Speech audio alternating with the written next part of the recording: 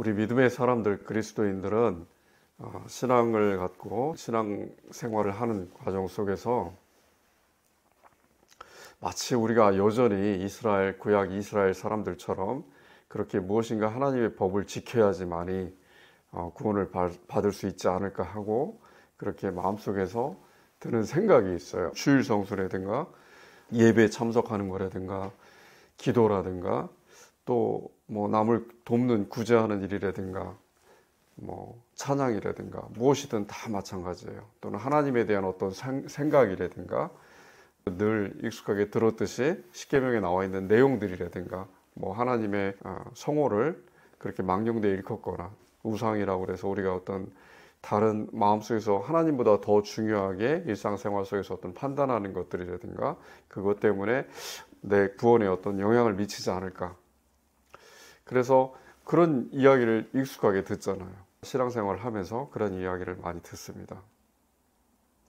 그리고 그것 때문에 죄책감에 빠져서 마음이 어두워지고 내가 하나님께 큰 죄를 지었구나. 잘못을 하나님의 율법을 하나님께서 내게 명령하신 우리 그리스도인들에게 믿음의 사람들에게 명령하신 요구하신 것을 내가 이행하지 못했구나. 준수하지 못했구나 해서 죄책감에 빠지고 죄의식에 빠지고 그래서 신앙이 약해지고 그 결과 점점 더 자기가 하나님의 자녀로서 예수 그리스도의 형제의 자매로서 또 예수 그리스도의 살아있는 현실 속에서의 몸으로서 그렇게 자기에 맡겨진 소명이라든가 사명 역할을 소홀히 하게 되고 그런 일들이 사실 굉장히 흔합니다. 그리고 대부분 예외가 없어요. 아무리 오랜 신앙생활을 한 사람이라도 또 다양한 직분이 있는데 그 직분을 가진 사람이라 하더라도 평신도부터 교육자까지 다 그런 생각에 한두 번쯤은 아니 늘 그런 생각을 하면서 살아간다고 저는 알고 있습니다. 그런데 그렇게 하나님의 어떤 법이 있지 않을까 하고 생각을 하고 그 법을 내가 일상 속에서 어기기 때문에 하나님의 어떤 분노라든가 하나님의 어떤 징벌의 대상이 되지 않을까 하는 그 두려움, 그것에 대해서 사실은 우리가 정확하게 바르게 이해해야 될 부분들이 있어요. 이것을 율법적인 생각이라고도 하고 또 좀 더 정확하게 오늘 본문에 대한 어떤 말씀의 주제로 이야기하게 되면은 노예 상태와 자유로운 상태의 어떤 그 차이다 이렇게 이야기할 수도 있어요. 처음에 하나님께서 아담과 하와를 지으셨을 때는 아담과 하와가 하나님의 어떤 형상으로 지음을 받았을 때는 이 세상 만물을 하나님께서 직접 다스리시기 위해서 그렇게 이 세상을 지으셨는데 하나님께서 대리자를 세워서 다스리셔야 되겠다 하는 그런 마음이 드신 거예요. 그래서 인간으로서의 아담과 하와를 지으셨어요. 그러니까 인간을 지으신 목적은 이 세상을 하나님 대신 다스리는 이 세상을 지배하는 자로서 그렇게 지으신 거예요. 그러니까 이 세상을 지배하기 위해서는 이 세상의 다른 어떤 동물이라든가 식물이라든가 생명체하고도 그런 존재하고도 다른 존재여야 하고 또 일반 만물, 그러니까 우주와 다른 존재로 그렇게 지음을 받아야 돼요. 특별한 존재로. 그러다 보니까 인간은 다른 비슷하게 생긴 원숭이라든가 그런 다른 동물, 식물과 다르게 인간에게는 특별한 하나님의 형상이라고 그렇게 우리가 일컫는 그 하나님과 굉장히 닮은 그 모습으로 지음을 받았어요. 그것이 뭐냐면은 생각하는 거예요. 우리는 생각하는 능력을 가지고 있어요. 이것을 능력이라고 해야 될지 아니면 우리의 본성이라고 해야 될지 모르겠어요.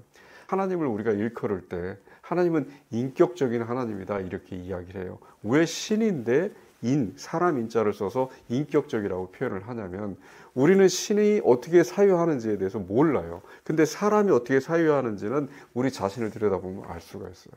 그러니까 나는 생각하는 존재예요. 나는 생각을 하고 내가 생각하는 내용들에서는 끝이 없어요. 그러니까 생각 안에는 어떤 한계가 없어요. 예를 들어서 우주의 시작이다 그러면은 우주의 시작이라고 우리가 부를 때 그 시작이란 말에는 무엇이 전제되어 있냐면 그 시작 이전에 무엇이 있다 하는 거예요. 그리고 우주의 끝이라고 하면은 그 우주의 끝 다음에 무엇이 있다는 거예요. 결국엔 끝이 없는 거예요. 그리고 시작이 없는 상태예요. 그러니까 우리는 무한에서 무한으로 생각할 수 있는 존재예요. 그러다 보니까 그렇게 하나님의 사유하는 능력, 그러니까 우리가 사람이 어떻게 사유하는가 그것에 비추어서 하나님이 어떤 인격성을 가진 존재이다. 왜냐하면 하나님께서 성경을 통해서 말씀하시는 내용들이 마치 우리가 이해할 수 있게 하나님이 기록하게 하셨는데 우리가 이해할 수 있는 바로 들여다봤을 때는 우리의 생각하는 것과 동일한 거예요. 그러니까 하나님은 인격적인 존재다 이렇게 이야기를 해요. 그런데 하나님은 단순히 사람처럼 인격적으로 생각만 할 수 있는 그런 존재가 아니고 초월적인 분이라고 그렇게 이야기를 해요. 그러니까 우리가 감히 생각할 수 없는 바들, 우리가 판단할 수 없는 그 내용들을 하나님께서는 판단하고 계시고 그것을 하나님의 사유를 통해서 하나님의 생각을 통하여서 그렇게 펼치시는데 그것이 하나님의 섭리이신데 인간은 감히 그것에 대해서 알 수 없다 하는 거예요. 우리가 알 수 있는 바는 무엇이다? 하나님께서 하나님의 생각을 인간의 생각으로 이렇게 바꿔서 드러내신 것들, 그걸 계시라고 합니다. 그 계시된 내용만 인간이 알 수가 있어요. 아담과 하와는 어떨까요? 아담과 하와도 동일했어요.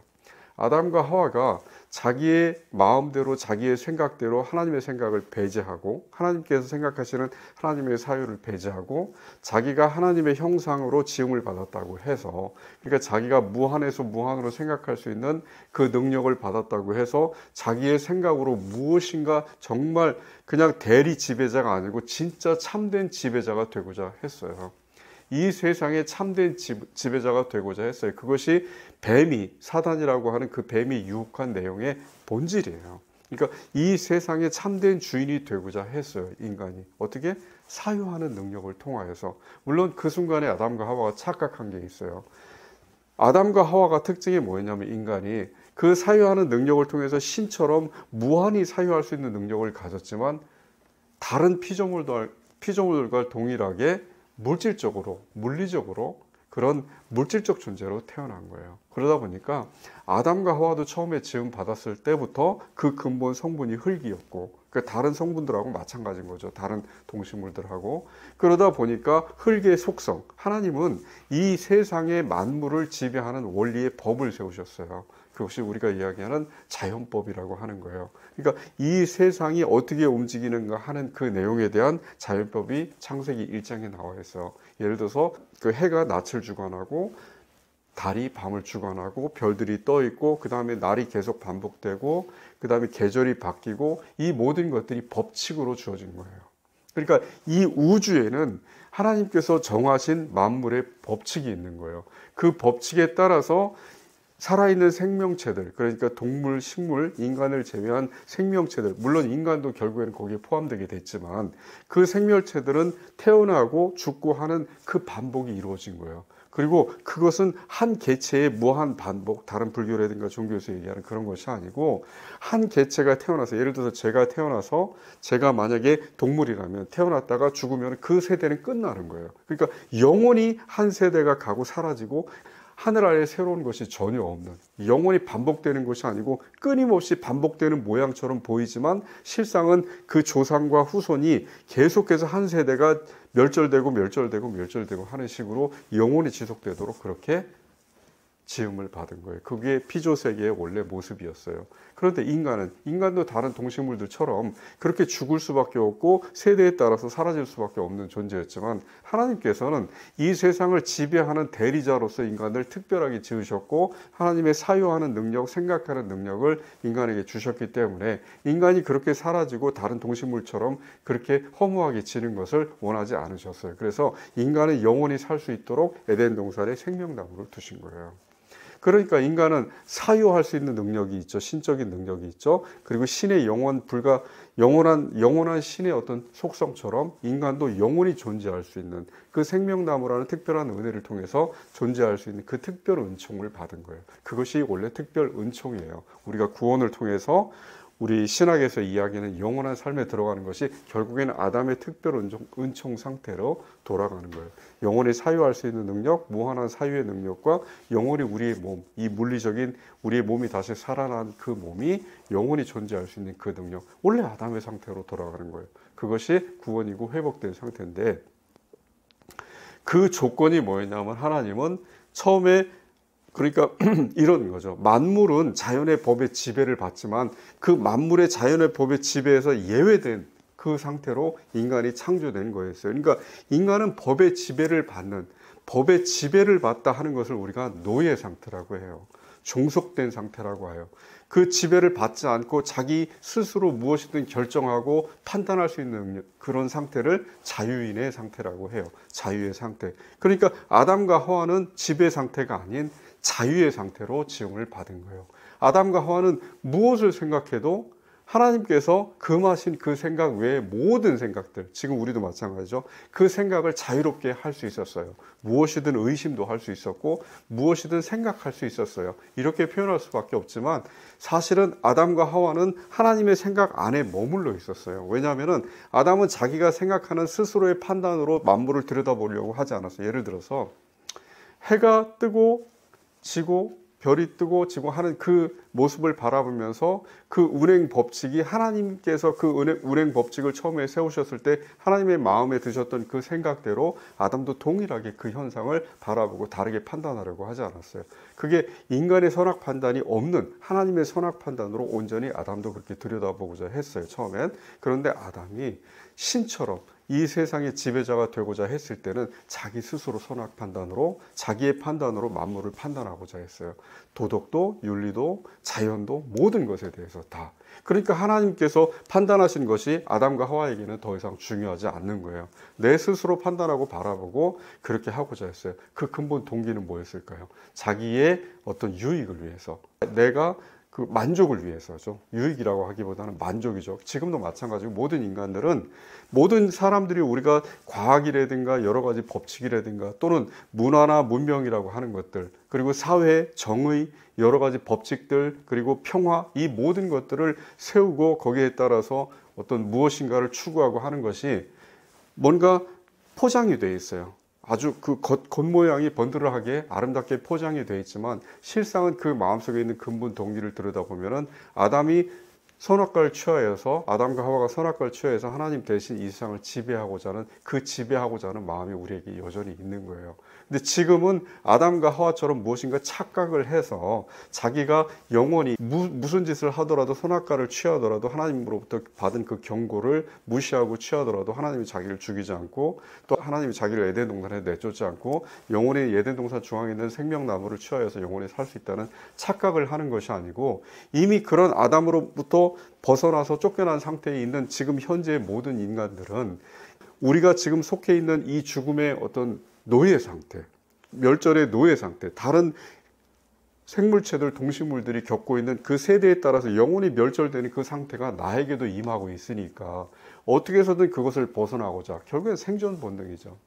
우리가 과학을 발전시키고 사회 공동체를 만들고 사회 계약을 하고 계약을 서로 체결을 하고 그래서 지킬 것을 만들고 법을 지키고 또 여러 가지 학문을 연구해서 무엇인가 아름답고 그 고상한 것들을 추구하는 모든 시도들, 예술이라든가 모든 시도들의 근본 동기는 가만히 보면은 내 자신의 생존 욕구예요. 살기 위해서 하는 거예요. 이것이 나는 이미 살 수 있도록 그렇게 정해져 있는데, 아담이 처음에 지음 받았을 때처럼 이미 내가 영원히 살 수 있는 그런 존재로 지음 받았는데 내가 무엇이든 할 수 있다. 그러니까 더 아름다운 그런 번성된 세계를 만들어야 되는 것이 하나님께서 내게 요구하시는 거다 하는 그런 착각 속에서 그렇게 하는 것이 아니고, 지금은 정말 살아나기 위해서, 그렇게 하지 않으면 내가 죽을 수밖에 없다는 것을 너무나 경험을 통해서 절실하게 깨달았기 때문에 인류가, 그래서 그것을 어떻게 해서든 극복하기 위해서 지금 현대 문명이 건설된 거예요.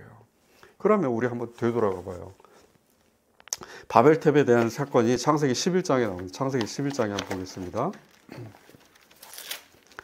바벨탑이 굉장히 중요해요. 이 바벨탑에 대한 그 내용이 계시록에서 다시 한번 나오는데, 창세기 10장 32절부터예요. 그 바벨탑을 세운 사람들이 누구냐면은 셈과 함과 야벳, 그러니까 노아의 후손들이에요. 노아는 누굴까요?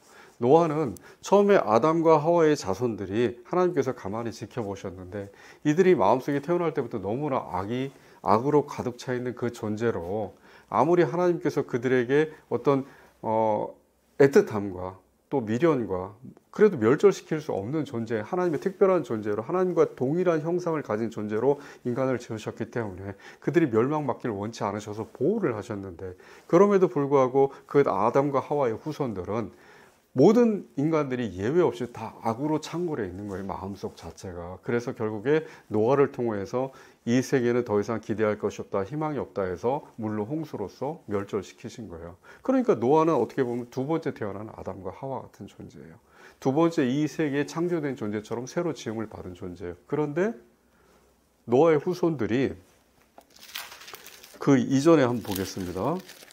창세기 8장에 보면은 노아가 홍수가 끝난 후에 하나님께 감사를 드리는 제단을 쌓아요. 제단을 쌓는데 8장 21절에 한번 보겠습니다. 8장 20절에 노아가 여호와께 제단을 쌓고 모든 정결한 짐승과 모든 정결한 새 중에서 제물을 취하여 번제로 제단에 드렸더니 21절에 그러니까 첫 번째 노아 홍수가 끝난 다음에 노아가 하나님께 감사의 제사를 드린 거예요. 아무 일도 일어나지 않았어요. 그러니까 그 순간에 누구누구 있었다? 8명밖에 없었어요. 노아와 세 아들과 그 세 아들의 처. 그렇죠? 8명밖에 없었는데 그 8명이 드리는 제단에 대해서 하나님께서 뭐라고 말씀하시냐면 21절에 여호와께서 그 향기를 받으시고 그 중심에 이르시되 내가 다시는 사람으로 말미암아 땅을 저주하지 아니하리니 이는 사람의 마음이 계획하는 바가 어려서부터 악함이라 내가 전에 행한 것 같이 모든 생물을 다시 면하지 아니하리니. 그러면서 22절에 땅이 있을 동안에는 심음과 거둠과 추위와 더위와 여름과 겨울과 낮과 밤이 쉬지 아니하리라. 그러니까 결국에는 노아가 하나님께 구원을 받아서 특별한 존재로 구원받은 존재로 그렇게 선택이 되었고 그렇게 해서 이 세상이 두 번째 창조된 것처럼 그렇게 된 것처럼 노아의 후손들이 하나님께서 원하시는 아담과 하와의 원래 상태로 다시 회복되기를 원하셨는데 첫 번째 제단을 쌓은 그 상태에서의 노아와 노아의 자녀들의 마음을 들여다보신 하나님께서 보시고 지금 이런 말씀을 하신 거예요. 아무것도 기대할 게 없어요. 그래서 어떻게 하셔요? 더 이상 홍수로 이 세상을 멸망하지 않겠다. 그 증표로 무엇을 주셨어요? 무지개를 주셨어요. 그러니까 우리가 무지개를 보면은 하나님께 우리가 이렇게 생각하죠. 무지개를 바라볼 때마다 하나님께서 우리에게 은혜를 베푸신 것이다. 더 이상 이 세상을 홍수로서 멸망하지 않으실 거라는 어떤 은혜를 베푸신 것이다 하고 우리는 생각을 해요. 그런데 그 의미를 정확하게 알아야 돼요. 무지개를 일상에 나타나게 하시는 하나님의 의도는 우리에게 사실은 희망이 아니에요. 우리에게 절망이에요. 왜냐하면 무지개가 만약에 없었다면 무지개의 언약, 그러니까 하나님께서 지금 말씀하시는 무지개의 언약은 하나님의 한탄의 언약이에요. 하나님께서 더 이상 이 세상에는 기대할 것이 아무것도 없다. 심지어 멸망할 가치조차 없다. 저 사람은 죽일 필요도 없다. 너무나 악해서 죽이는 것조차 무의미하다 하는 그 표현이에요. 그게 무지개의 표현이에요. 그러니까 무지개의 언약은 어떻게 보면 우리가 다시 회복될 수 있는 가능성이 영원히 사라졌다 하는 것을 나타내는 거예요. 그럼 결국엔 뭐예요? 더 이상 멸망시킬 필요도 없는 그 존재는 영원한 멸망의 상태에 이른다는 거예요. 그것이 신약에서 종말의 상태에 이른다는 그 하나님의 전체 성경 구속사에서 마지막 멸절의 시대로 우리가 가는 그 코스가 정해져 있다는 거예요. 그러니까 희망의 언약이 아니고 무지개의 언약은 사실은 인간들 우리 피조물의 입장에서 봤을 때는 완전한 절망의 언약인 거예요. 그것을 우리는 잘못 알고 있죠. 희망이라고 우리를 은혜로서 보살피시려는 거라고. 절대 그렇지 않아요. 그럼에도 불구하고 아브라함을 선택하셨어요. 아브라함을 선택하시고 아브라함을 통하여서 다시 한번 하나님의 기회를 주고자 하셨어요.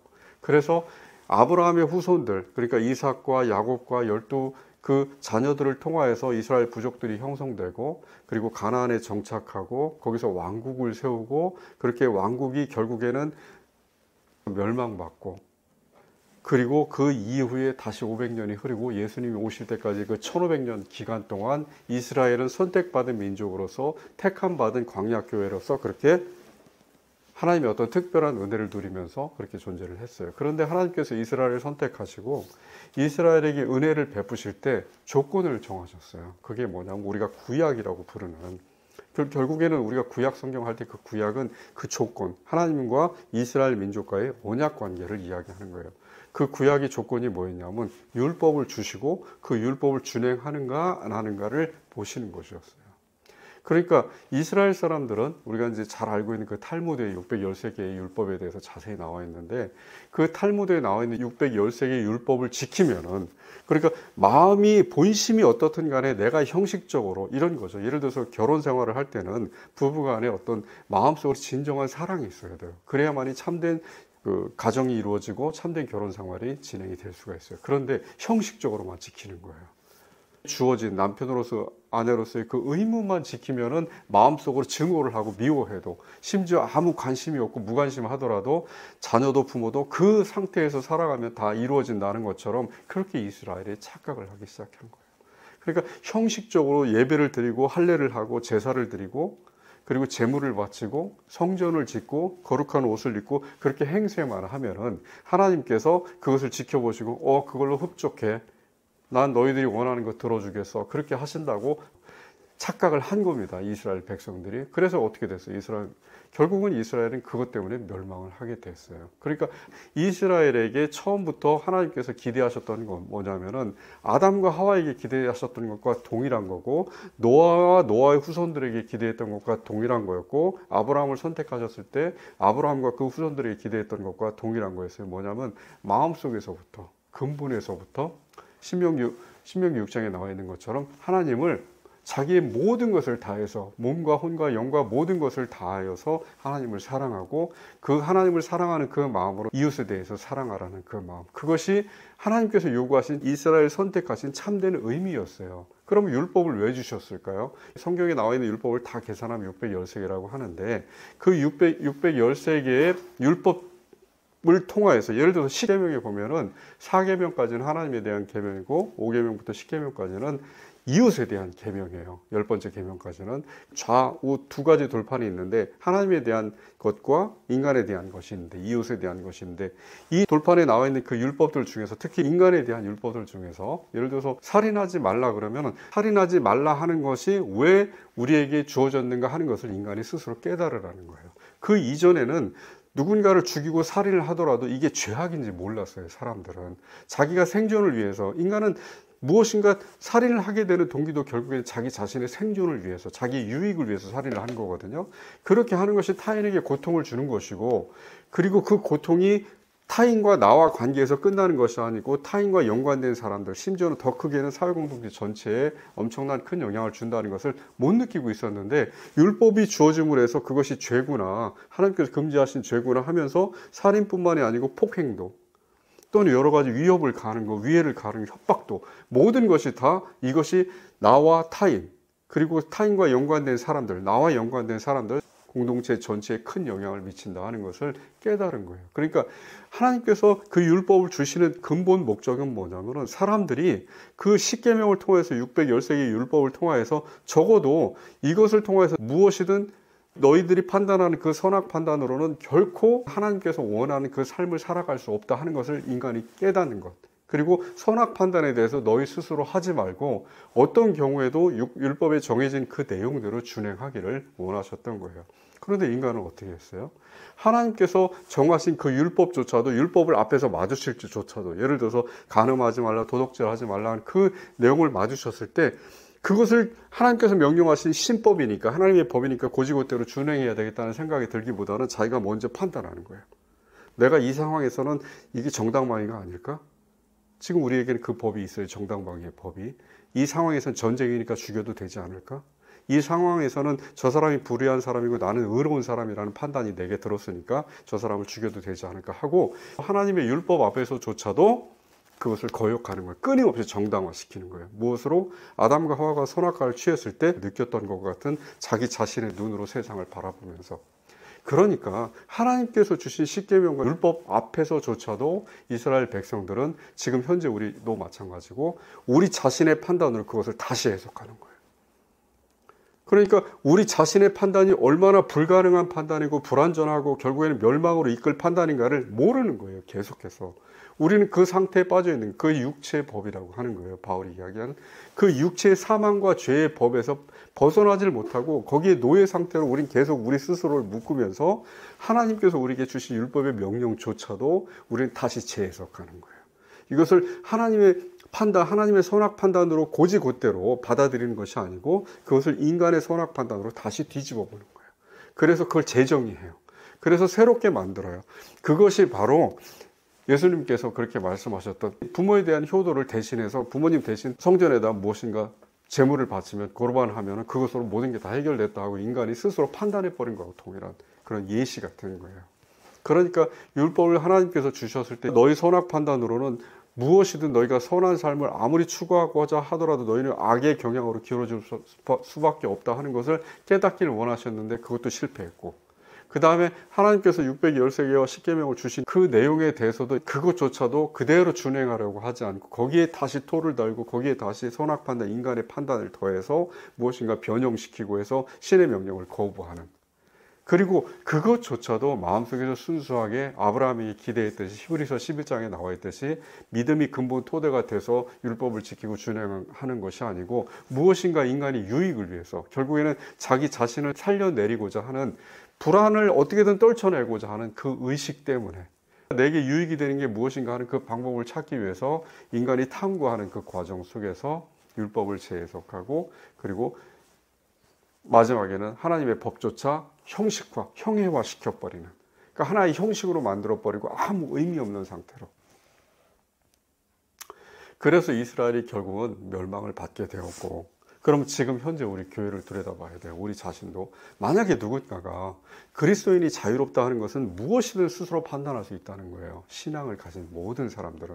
물론 신앙을 가진 그 상태로 다시 거듭나기 전에는 여전히 무엇인가 배움의 상태에 있고 미숙하고 어린아이 같이 누군가의 도움을 받아야 되는, 인도를 받아야 되는 상태이지만, 신앙을 가진 그리스도인이라는 정의가 세워졌을 때, 그렇게 자기 신분이 확인이 됐을 때는, 그것이 하나님께서 그렇게 확인을 시켜줬을 때는 그는 완전한 자유인이 되는 거예요.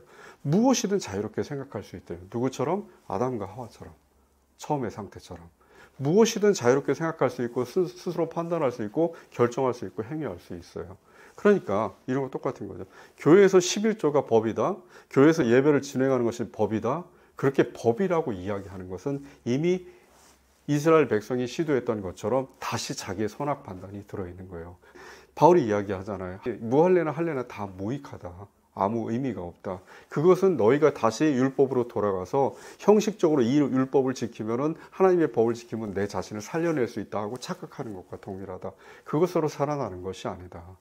여기에는 우리가 중요한 교훈이 있어요.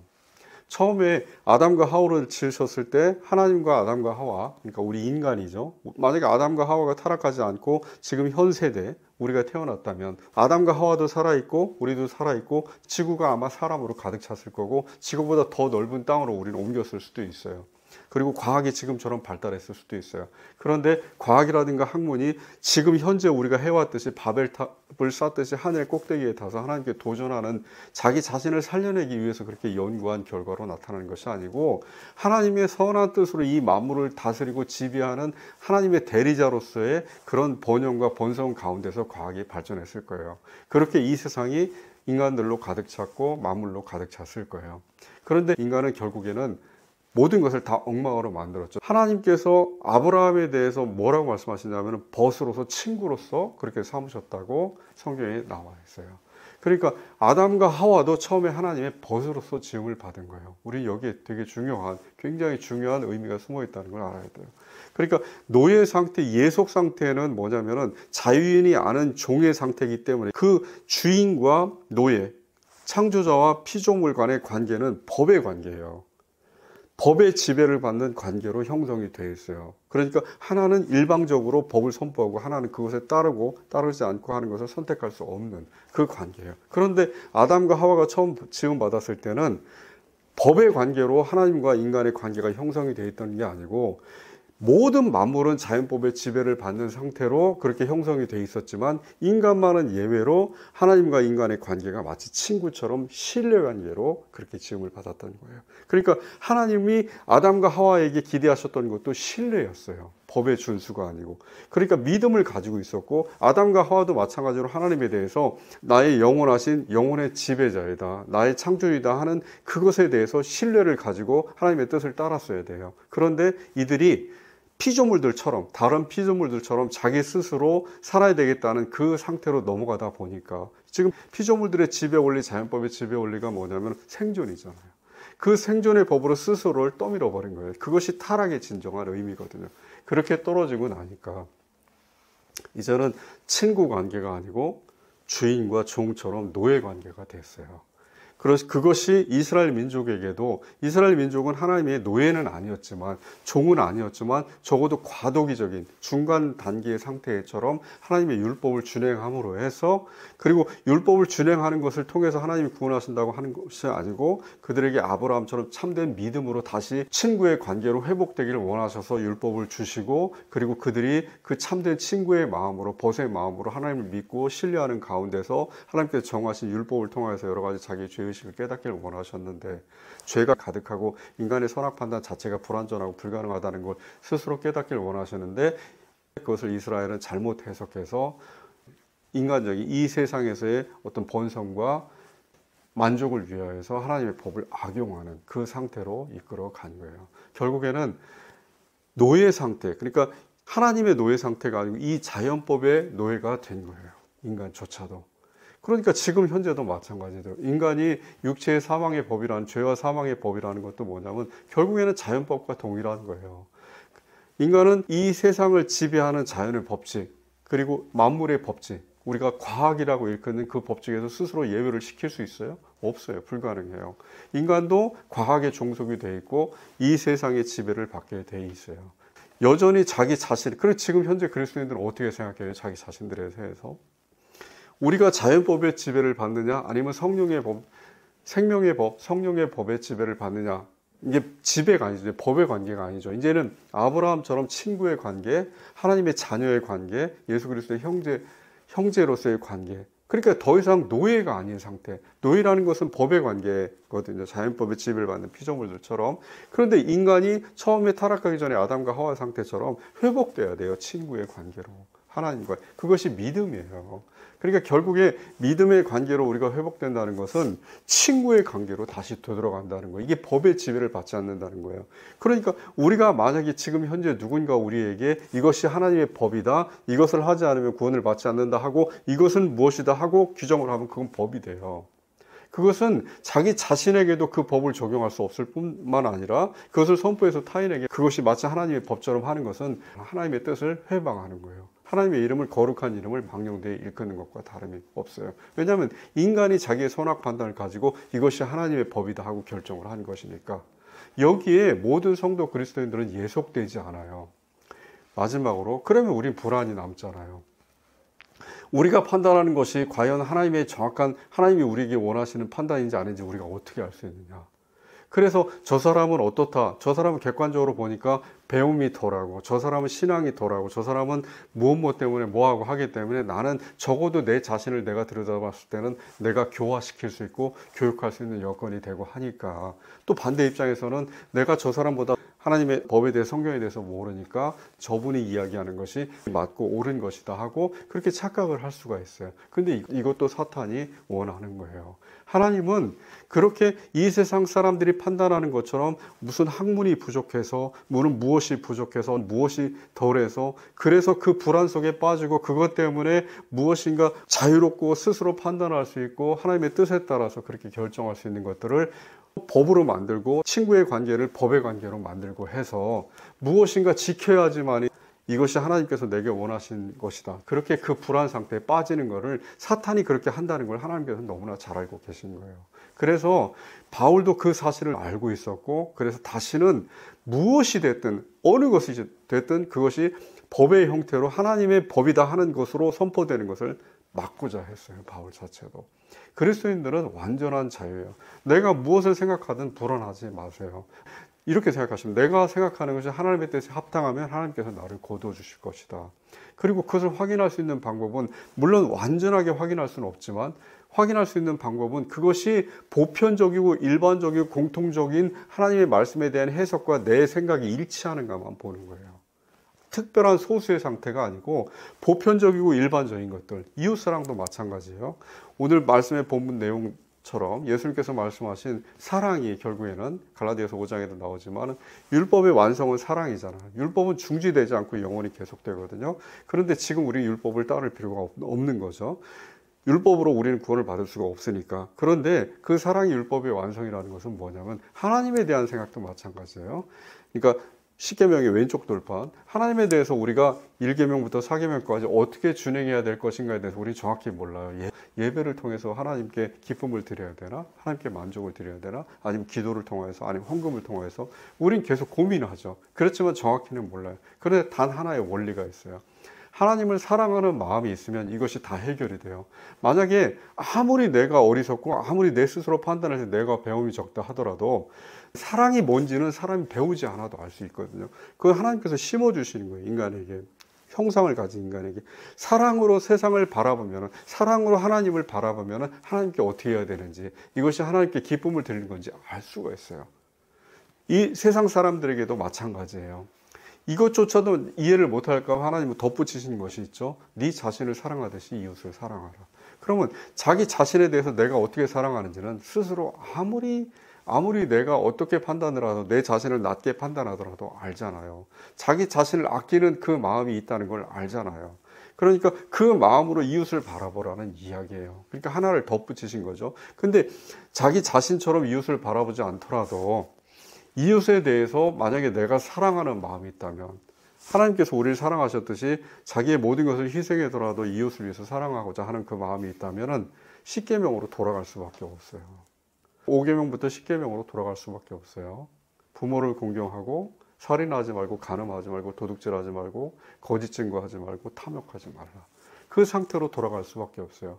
그것이 세분화돼서 지금 우리가 형법에서 민법에서 상법에서 정하고 있는 그 실정법에서 정하고 있는 그 내용과 일치되는 부분들이 많이 있을 거예요. 그런데 지금 실정법에서 정하고 있는 내용을 우리가 몰라도 실정법에서 국가법에서 정하고 있는 그 법을 위반할 수 있는 어떤 위험성, 찰랑찰랑한 그 상태에 우리가 지금 직면하고 있다 하더라도 적어도 10계명을 알고 이웃에 대해서 우리가 이웃을 해하는 그 마음이 없어야 되겠다. 그것이 하나님의 뜻이다는 그 사랑에 대한 율법의 완성에 대한 것을 이해하고 있다면 지금 현재 어떤 실정법이 나를 넘어뜨리려고 하고 나를 위반하게 하고자 시험을 하고 한다 하더라도 난 넘어지지 않을 거예요.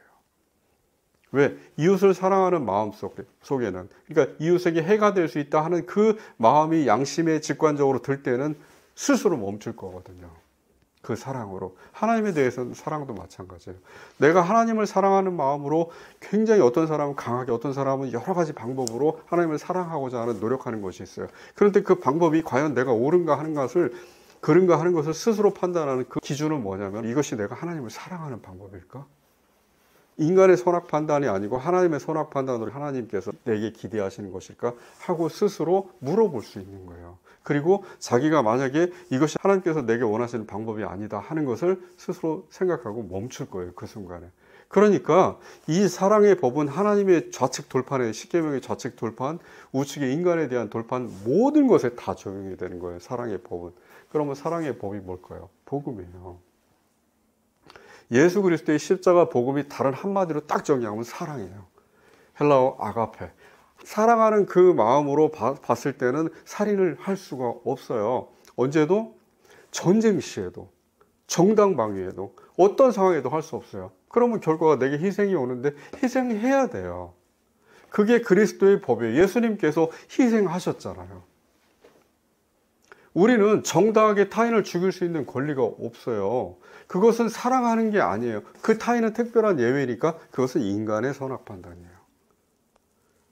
학교에서 공교육을 통해서 받아온 윤리 교육이 지금 현재 우리와 대립하고 싸우고 있다는 것을 느껴야 돼요. 말도 안 되는 엉터리 같은 그런 이상한 종교에 빠지라는 이야기가 아닙니다. 우리가 생각하는 것이 다른 사람들이 볼 때는, 그러니까 한마디로 정의한다면 이 세상 사람들이 세운 기준 위에 있어야 돼요. 이 세상 사람들이 세운 율법과 질서와 평화와 모든 아름답고 우리가 일반 은총이라고 부르는 것들, 우리 개혁신학에서 일반 은총이라고 부르는 것들 위에 기독교인이 있어야 돼요. 기독교의 사랑의 법이 있어야 돼요. 그러니까 일반 은총으로는 저렇게 하는 거는 말이 안 되는데, 저것은 정당방위가 아닌데, 저것은 합리적이지 않은데, 합리적이라 하는 것들, 이성적이고 합법적이다, 적합하다 하는 것들은 이 세상 사람들의 생각이에요. 이 세상 사람이 누구예요? 바벨탑을 쌓은 사람들. 바벨탑 사건으로 다시 돌아가 볼까요? 바벨탑 사건이 11장에 보면은 온 땅의 언어가 하나요 말이 하나였더라. 이에 그들이 동방으로 옮기다가 신할 평지를 만나 노아의 후손들이에요. 서로 말하되 자 벽돌을 만들어 견고히 굽자 하고 이에 벽돌로 돌을 대신하며 역청으로 진흙을 대신하고. 벽돌로 돌을 대신하고 역청으로 진흙을 대신한다는 게 우리가 어떻게 이해할 수 있을까요? 지금 현재로 생각하면 과학이 발전되는 거예요. 문화가 발전되는 거예요. 문명이 발전되는 거예요. 4절에 또 말하되 자 성읍과 탑을 건설하여 그 탑 꼭대기를 하늘에 닿게 하여 우리 이름을 내고 온 지면의 흩어짐을 면하자. 그러니까 뭐냐면 결국에는 인간들이 자기 자신을 살려내기 위해서 우리 이렇게 정당하게 포장을 하죠. 이것은 문화명령이다.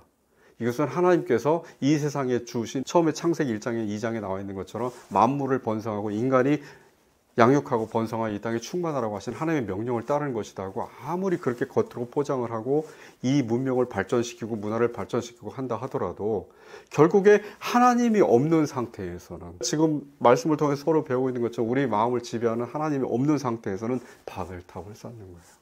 지금 우리가 생각하는 세속적인 모든 하나님 없는 비신앙적인 모든 학문과 노력과 모든 것들은 뭐다? 역청으로 진흙을 대신하고 벽돌로 돌을 대신하고 건물을 짓고 탑을 쌓는 거예요. 그렇게 해서 하나님께 도전하는 거예요. 지금 우리가 하는 모든 시도들이 다 그런 거예요. 이 세상에 하는 모든 시도들이. 이 지구가 더 이상 인간이 살기에 부족하니까 우주를 개척한다. 화성으로 이주를 해야 되겠다. 무엇인가 인간이 대신 살 수 있는 곳이 있지 않을까.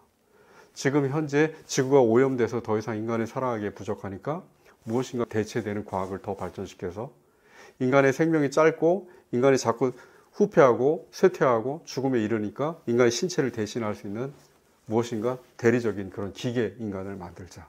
AI를 만들어서 인간의 부족함을 보충시키자. 생명공학, 유전공학을 통해서 그것을 발전시키다. 그것이 인문학이든 자연과학이든 어떤 시도를 한다 하더라도 우리는 바벨탑을 쌓는 거예요. 그런데 성경에서 뭐라고 얘기해요? 계시록에서 바벨탑은 음료예요. 결국에 마지막에 바벨탑은 요한계시록에서 요한사도가 이야기하듯이 멸망당해요. 이 세상은 종말로 가고 있어요. 째깍째깍. 곧이어서 종말이 올 것이고 이 땅은 사라집니다. 무지개처럼 다시 회복되고 영원히 보존된다는 그런 착각 속에 있는 희망이 아니고 정말 영원히 사라져요.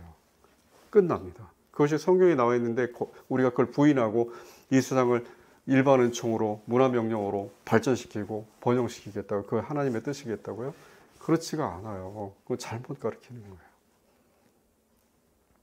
우리를 지배하는 자유인 성도 그리스도인들을 지배하는 법은 딱 하나밖에 없어요. 사랑의 법. 그 사랑의 법이 이 세상을 바라보는 우리의 눈을 바르게 하나님의 눈으로 고정시켜 줄 거고 하나님을 바라보는 우리의 눈을 정확하게 고정시켜 줄 거예요. 우리가 하나님을 어떻게 섬기는가를 모를 때 사랑만을 생각해서 하나님을 사랑할 때 하나님께서 원하시는 대로 나는 할 것이다. 그것이 친구의 관계, 신뢰관계로 다시 돌아가는 거예요. 이웃에 대한 것도 마찬가지예요. 인간들은 하나님을 대신해서 하나님을 흉내내서 인간과 인간 사이에도 지배와 피지배의 관계, 주인과 노예의 관계를 만들었어요. 그렇죠? 그렇게 살아왔어요.